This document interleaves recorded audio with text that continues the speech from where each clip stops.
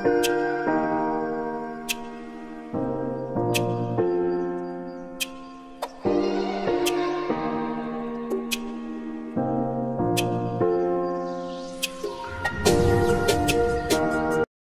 everyone, welcome back to my channel Shikhamoni Vlogs.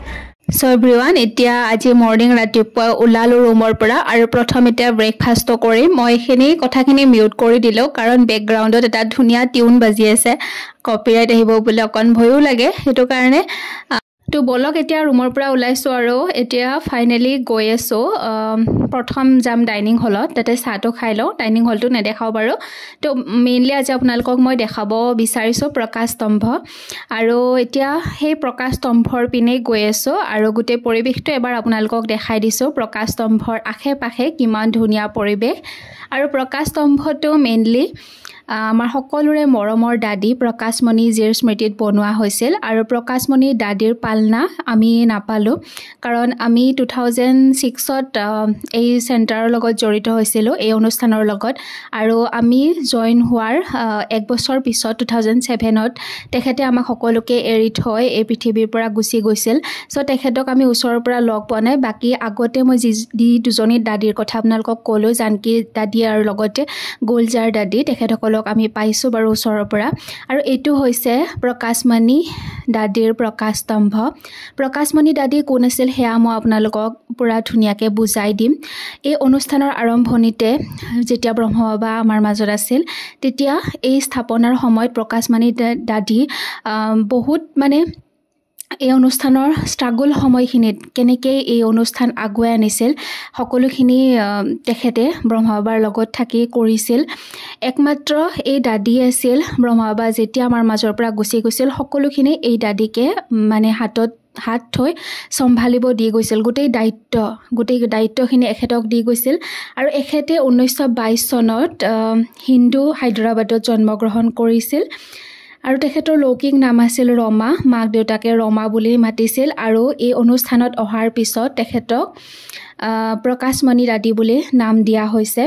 আৰু তেখেতে 1951 চনত ভাৰতৰ যিবিলাক মুখ্য চহৰ আছিল সেই চহৰবিলাকত নতুনকৈ চেণ্টাৰ ষ্টাৰ্ট কৰিছিল আৰু খুব কম সময়ৰ ভিতৰত 130খন দেশত 8000ৰো অধিক চেণ্টাৰ তেখেতে খুলিছিল কিন্তু ইমান বেছি সেৱা আগবঢ়াইছিল ইমান বেছি পালনা আছিল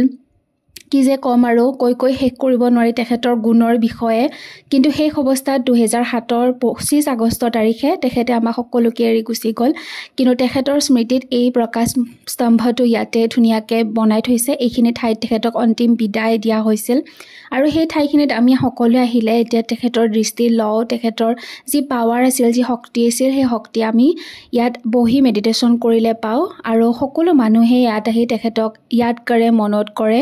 স্তম্ভটো কিমান ধুনিয়া চাওকচোন মানে চাই থাকিব মন যায় বহুত ধুনিয়া